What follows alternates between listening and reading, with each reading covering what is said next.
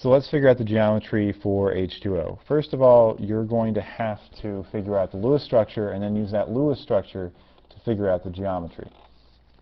To find the Lewis structure, we have to figure out how many valence electrons each element has. How many valence electrons does hydrogen have?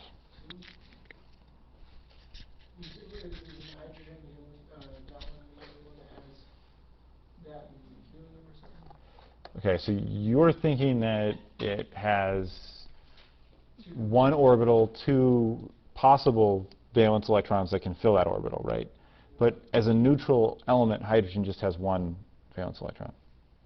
Right? So if I go to the periodic table, okay. So yeah, hydrogen is in the first column, so that means it has one valence electron. Oxygen is in the 1, 2, 3, 4, 5, 6 column, this like 16 column. So it has 6 valence electrons. So I'll put that down. So if you think about how many valence electrons would fill each of these elements' outermost valence shells, oxygen starts with 6 valence electrons, and it could add 2 more. It could have a full octet. So oxygen follows the octet rule. Most elements do. Hydrogen is a notable exception, where it has a duet rule. It can only have 2 electrons fill its valence set of electrons. So hydrogen starts with 1 valence electron, but it wants 2. Oxygen starts with 6, but it wants to have 8. And we're going to make up the difference of what they have from what they want by lending or borrowing. Sharing, I guess. Not really like one's taking from the other, but a sharing so that we can double count where they're supposed to be. So we have 8, we want 12, so that difference, the bonding electrons, is 4 electrons. So those are the bonding electrons, and we know that there are 2 electrons in each bond, so that means that there are 2 bonds that we would expect in this molecule. Let's do the drawing method to figure out how this would look. So I'm drawing 1 valence electron for hydrogen and 6 valence electrons for oxygen. So if I just connect some dots here, so there, those 2 form a bond, and let me move this one over to the other side so I can form a bond with hydrogen. Wow. Okay. Whoops. Okay, so there's water. That's H2O. Let me clean this up a little bit. Okay, so let's make sure that we have the right numbers of bonding and non-bonding and total valence electrons. So we said we were going to form 2 bonds. We did. We said there'd be 4 electrons in those 2 bonds. Since each of these bonds represents 2 bonding electrons, they do have 4 electrons total bonding. If we started with 8 valence electrons, we should end with 8 valence electrons. We have 4 depicted in the bonds, and we have 4 depicted in the lone pairs. So that's 8 total. So this is, in fact, water. Now, let's think about how we're going to classify the geometry of this. There are 2 atoms bonded to the central atom, and there are also 2 lone pairs. So I count 4 things surrounding this central atom. So I can look at a table to figure out what geometry. So this would be apparent geometry of tetrahedral, which comes from there being 2 atoms attached to the central atom along with 2 lone pairs. So there's like 4 things total. And this would be a ball and stick model, or more particular specific geometry of bent. So like if someone asks what the geometry is, you could be as specific as possible and say bent, or you could say the parent geometry is tetrahedral, but it's bent because 2 of the substituents are electrons and they're not physically there as nuclei. So with that in mind, that's basically the method for classifying different molecular geometries. And as in water, we kind of counted these lone pairs basically the same as we counted a bonded element to the central atom.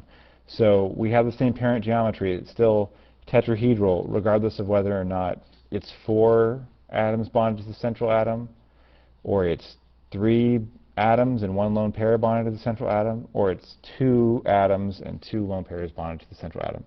Any of these cases gives you a tetrahedral parent geometry, and the difference between them is whether or not one of these sites is occupied by a lone pair, or whether or not 2 of these sites are occupied by a lone pair. So the only difference conceptually between this tetrahedral geometry and this trigonal pyramid or this bent shape is whether or not I take one of these atoms and just remove it and have a lone pair in its place, or if I take 2 of these and remove them and just have 2 atoms left with 2 lone pairs filling the other 2 sites. In contrast, we can think about another molecule, CO2. So CO2, carbon dioxide, has different numbers of valence electrons to start with, and it has a desire to fill octets that are different than the duets that hydrogen wanted to fill before. So let's check this out. We'll use the same method to describe this and analyze it, but we'll get a different result. So CO2, if I look at the periodic table, I find that carbon has 1, 2, 3, 4. It's in that 4th column, this 14 column. So it has 4 valence electrons. Oxygen has 6 valence electrons. So it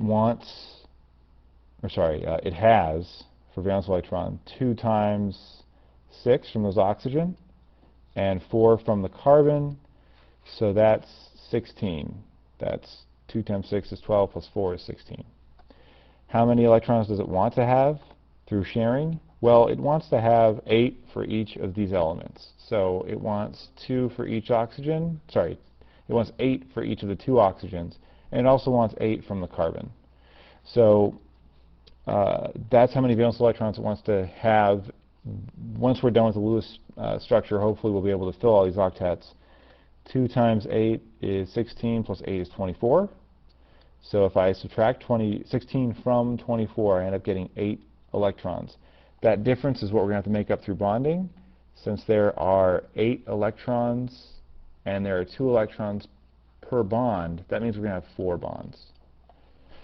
Okay, so now I have to draw the elements with their valence electrons depicted as like little cartoons. Okay, so here I am. I'm drawing cartoons for each of these elements, and I'm just drawing pairs of electrons to get started. And I can start forming bonds because I haven't really filled the octet of anything yet.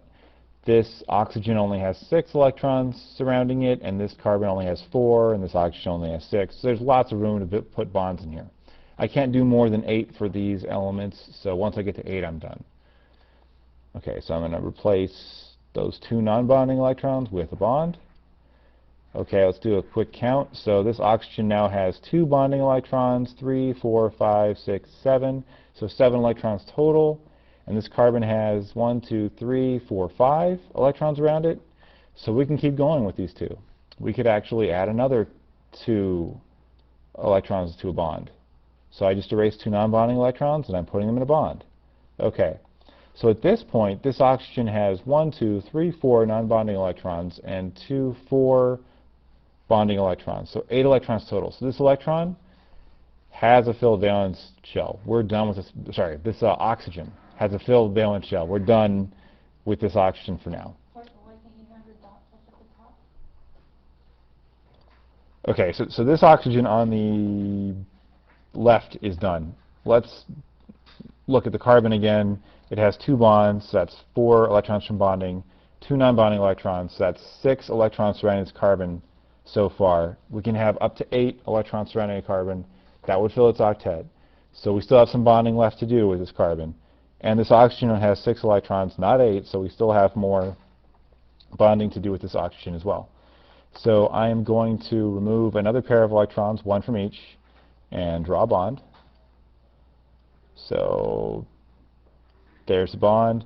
Looking at carbon, we now have 7 electrons surrounding it. We need one more. Looking at oxygen, 7 electrons surrounding it. We need one more. That's great because by just sharing 2 electrons, 1 from each, we end up getting 8 surrounding each one. This carbon has 4 bonds, just 4 bonds, so that's 8 electrons surrounding it.